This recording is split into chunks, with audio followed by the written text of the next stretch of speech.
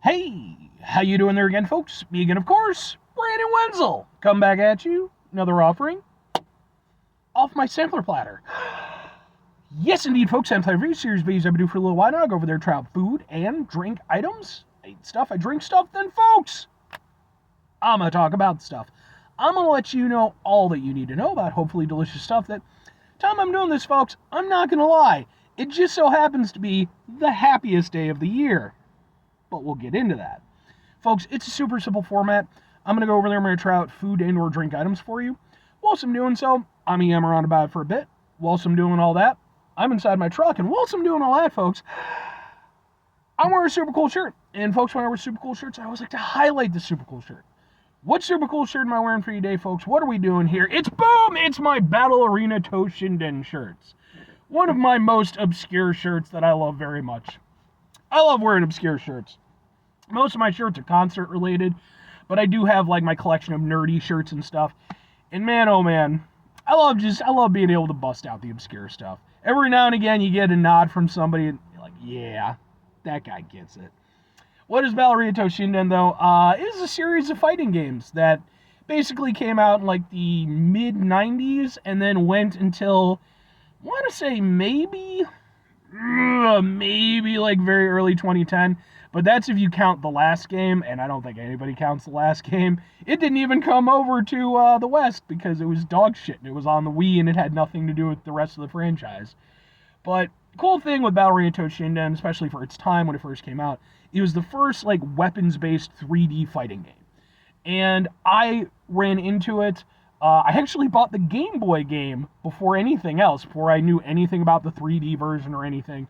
The Game Boy version is a 2D fighter, and it might be the best version of the game, if I'm entirely honest. But I do still really love this franchise for what it is. It even got an anime at one point in time, so, you know. But anyway, what am I trying for you today, folks? What are we doing here? Why is it the happiest day of the year? Well, folks, that's because at the time I'm doing this, and I am intending to upload this, it is April 5th, which happens to be National Deep Dish Pizza Day. The day that Jon Stewart fears most of all. The day when all of the various Chicago summons, the Bears, the Bulls, the Cubs who are wearing White Sox, the Blackhawks, when they all come down and scare New Yorkers shitless with their limp-ass pizza that they proclaim to love so much, but they really fear the power of the deep dish. I mean, if I'm being entirely honest with you, New York style is still really good too and everything. Fuck you, Jon Stewart. But anyway, what am I trying for you on National Deep Dish Day? Well, with it being National Deep Dish Day, I had to hit up, gotta make this not fall over, boom, it's Lou Malnati's. One of the absolute pillars of pizza in the Chicago, Illinois area. In fact, they actually have places outside of Illinois. But it's definitely an Illinois institution. What with it being an Illinois institution, by the way, this review is going to end up on my Eating Out Illinois playlist. That's a playlist just for, again, like Illinois kind of spots, like Illinois-centric stuff. But this isn't just any deep dish. No, indeed. I shouldn't have put it down, but I did, because I wasn't thinking. It is... Alright. I'm so professional. It's this! Oh God! Ha ha ha ha! Ha ha ha ha ha ha! Can we get a better thing? It's so large. Ha ha ha ha ha ha! What is this, folks? This is their brand new, limited time availability hot honey pizza from Lou Malnati's. You can get it in deep dish format or in thin crust. Of course, I had to get it in deep dish, given the day. It consists of sausage, habanero, cupped pepperoni, and then drizzled with some of Mike's hot honey. What with this being another hot honey review, it's also going to end up on my Hot Honey is the Money playlist, because for whatever reason, Mike's Hot Honey must have done some kind of deal with the devil. Everybody is putting his stuff on their shit right now. Literally just a week ago, I went over there and reviewed hot honey pizza from Sarpino's. So, whatever. Let's go ahead. Let's get us some deep dish pizza. Let's try to make this work. Come on. on. All right. Pizza. Sausage is good.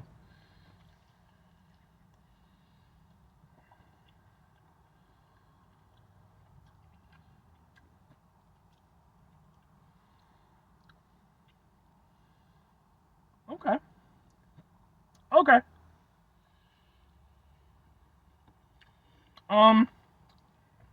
I mean, right off the bat, it's super good. Lou Malnati's is just great pizza, whether you're getting the deep dish or whether you're getting their normal stuff. Always really good. They're famous for their butter crust. That comes through here. It's excellent. One of the things that makes Lou Malnati so damn good is the quality of the ingredients that they use. You can taste the difference between the pepperoni in this and the pepperoni in a place like Sarpino's. It's miles apart. It's just whole other depths of flavor. You know, it's not just salty meatiness. It's, you know, you're tasting like the different spices of the pepperoni and everything. It's wonderful. The sausage is always a highlight for me. Their sausage is something else. I don't know what it is, but sausage is always super meaty, really good.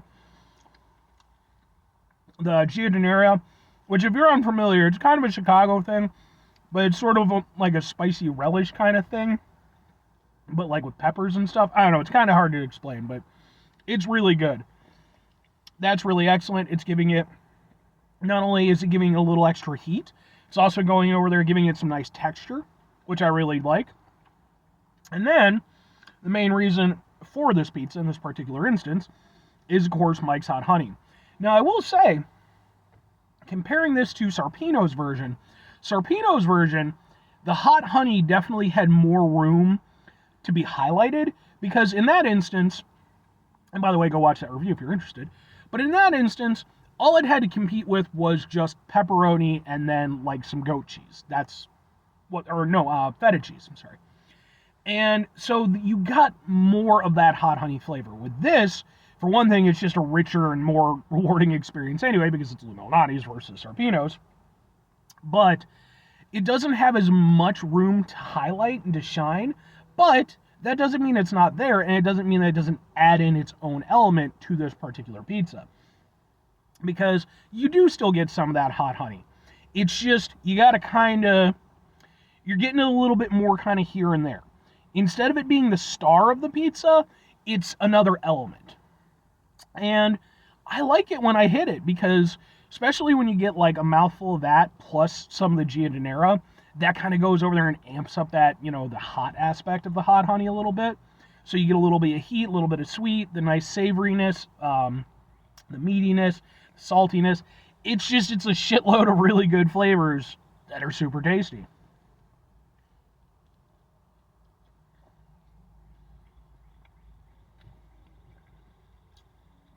And I genuinely like that hot honey aspect to it.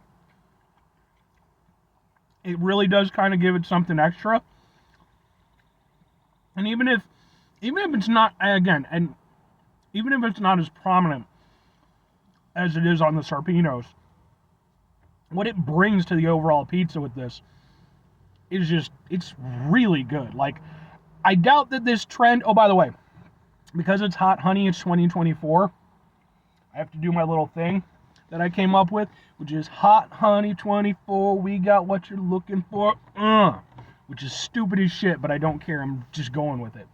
I don't know why 2024 is the year for hot honey, but personally I'm here for it. I'm just all about it.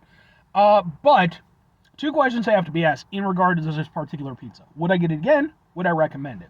Now, I do have to emphasize, again, it is a limited time thing. I'm going to upload this video later today. So get in if you can. For me personally, I'm going to go with yes and yes. I think I really enjoy it. And like I said, it's different than the way that it's utilized in Sarpino's. It is more of an accent flavor, but it's also an elevating flavor. It, and sweet and savory isn't for everybody. The sweet aspect isn't overwhelming. It kind of acts as a contrasting flavor. And, because it has that, plus it also has spicy, plus it has salty and all that, it's just so many things going on. And for me, I love it. I love the complexity of it. I actually really like the way that they utilized it. In fact, I like the way that they utilized it in both Lou Malnati's and Sorpino's. I like that they both kind of took different routes with it, but both still allowed it to go over there and really be an excellent addition. And for me personally, I'm very down with this. I think it's genuinely a really great pizza from Lou Malnati's. I mean, I've never had a bad pizza from Lou Malnati's, but I really like the way that they implemented the hot honey. I think that's really intelligent, and I like it. If I'm recommending it, I mean, again, it's a limited time item, so, but I am going to go over there and flat out, I'm going to sign off on it.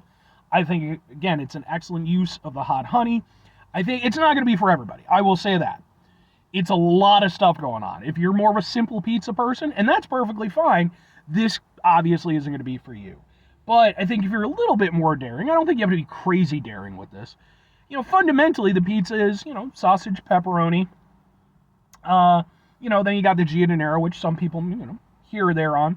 And then the hot honey. Like, it's not an outrageously crazy pizza, but it is outrageously tasty, in my opinion. 5 things before we get out of here. Have yourself a great rest of your day, spectacular rest of your week, monumental rest of your month, stupendous rest of your folks. Go over there, have yourselves a truly hot honey-tastic rest of your life, because apparently, again, 2024, that's the year, man. I don't know what happened with Mike's, but they leveraged some kind of shit. They must have some incriminating evidence on something. But anyway, I'm here for it.